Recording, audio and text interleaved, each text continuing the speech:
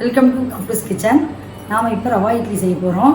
ரவா இட்லிக்கு தேவையான பொருட்கள் என்னென்னன்றதை இப்போ நம்ம பார்க்கலாம். அளவு கப்பு வச்சுருக்கோம். நம்ம எவ்வளோ போட போகிறோன்றதை இந்த 1 கப் ரவைக்கு 1/2 கப் தயிர் எடுத்துக்கணும். பொடிப்பொடியான இருக்குன்னா 2 வெங்காயம், 1 கேரட் துருவி வச்சுருக்கேன், 1/2 குடமிளகா, ஒரு சின்ன பீஸ் இஞ்சி பொடிப்பொடியாக நறுக்கி வச்சுருக்கோம், பச்சை மிளகா, முந்திரி பருப்பு, வேர்க்கடலை, கருவேப்பிலை, கொத்தமல்லி எல்லாம் நல்லா பொடிப்பொடியாக நறுக்கி வச்சுருக்கோம். நம்ம இப்போ வானொலி காய வச்சுருக்கோம். தேவையான அளவு எண்ணெய் ஊற்றுறேன்.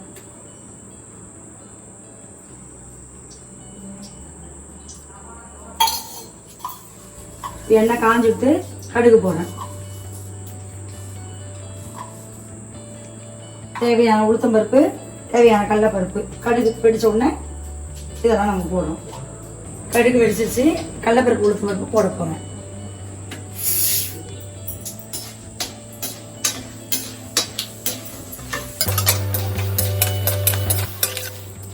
இப்போ முதல்ல இஞ்சி போட போகிறேன்.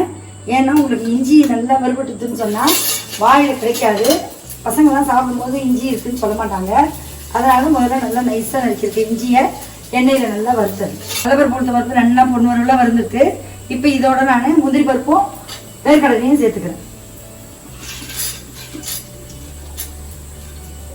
இப்போ அடுத்து வெங்காயம் போட்டு வறுக்கிறேன்.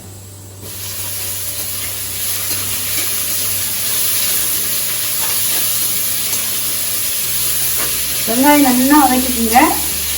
பச்சை வாசனை இல்லாத அளவுக்கு நல்லா வதக்கிக்கணும். வெங்காயம் நல்லா வதங்கிடுத்து. நம்ம பொடிப்பொடியாக நறுக்கியிருந்தாலும் சீக்கிரம் வதங்கிடுத்து. அடுத்து இப்போ பச்சை மிளகா வதக்குறோம்.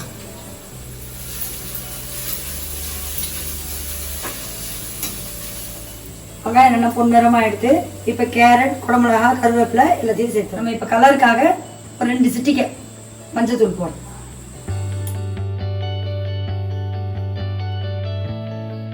நல்லா எல்லாம் செவக்க பொன்னிறவெல்லாம் அழகாக வறுக்கணும்.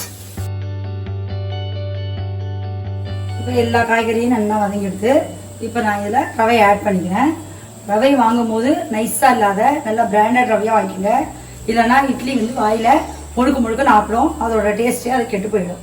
இது 200 மில்லி கப்பு, 5 கப்பு இதில் ரவையாக ஆட் பண்ணுறேன். இதை நல்லா நம்ம ரவை உப்புமாக்கெலாம் வறுக்கிற மாதிரி ரவையும் சேர்த்து இந்த காய், வெங்காயம் இதோட நல்லா வதக்கிடணும்.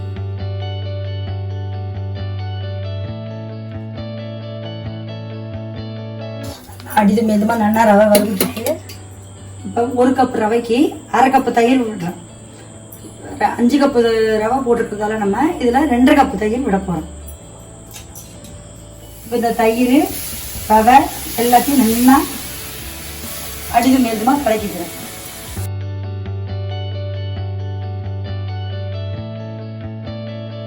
இப்போ 1/2 கப்பு தயிர் விட்டதுக்கு அதே போல் 1/2 கப்பு நம்ம தண்ணி சேர்த்துக்கிறோம். எதுக்குன்னு சொன்னால் நம்ம அப்போதான் இட்லி ஊற்றுற பதத்துக்கு ரெடி பண்ண முடியும். ஸ்டவ் ஆஃப் பண்ணிடுறேன். ஏன்னா இல்லைன்னா உப்புமா மாதிரி ஆகிடும். நம்ம தண்ணி கொட்டிட்டோன்னே உடனே அது ரவை வேக ஆரம்பிச்சிடும்.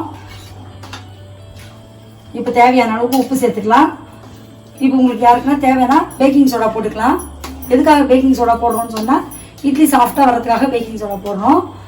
நம்ம கொஞ்சம் இன்னும் முன்கூட்டியே தயிர் போட்டு கலந்து வச்சுட்டோம்னு சொன்னால் பேக்கிங் சோடாவே தேவையில்லை. அவங்களுக்கு தேவையான அளவுக்கு காரம் போட்டுக்கலாம். அதுக்கேற்ற அளவுக்கு உப்பு போட்டுக்கோங்க.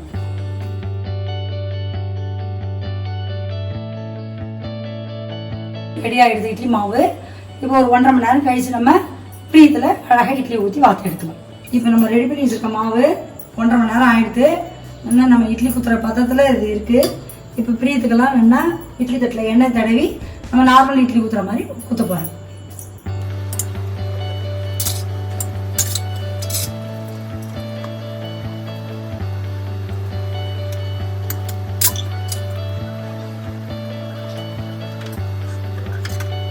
ப்ரீத்தில் தண்ணி விட்டுருக்கேன். அதில் ஆவி வந்துட்டு இருக்கு. தண்ணி லைட்டாக சிம்மில் வச்சுருக்கேன்.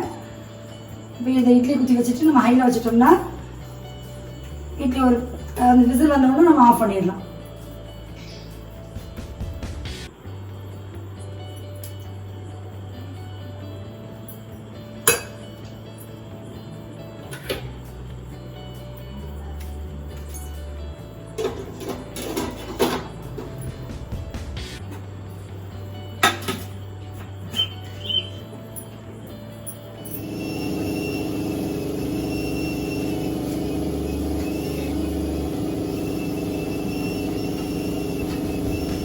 நல்லா விசில் வந்துட்டு இப்போ இட்லி வெந்துட்டுருக்கோம்.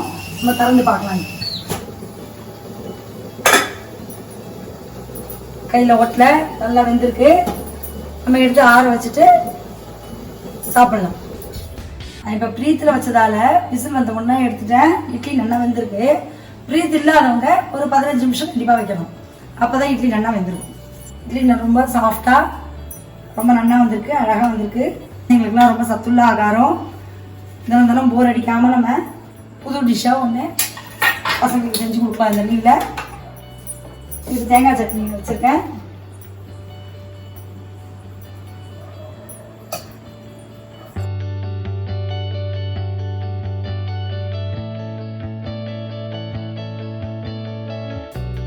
இந்த வீடியோ உங்களுக்கு பிடிச்சிருந்ததுன்னா லைக் பண்ணுங்கள், உங்கள் ஃப்ரெண்ட்ஸுங்களுக்கு ஷேர் பண்ணுங்கள், சப்ஸ்கிரைப் பண்ணுங்கள். மறக்காமல் பக்கத்தில் இருக்கிற பெல் பட்டனையும் ப்ரெஸ் பண்ணி விட்டுருங்க. ஏன்னா இது போன்ற வீடியோக்கள் உங்களுக்கு தவறாமல் கிடைக்கும். மீண்டும் சந்திப்போம். நன்றி, வணக்கம்.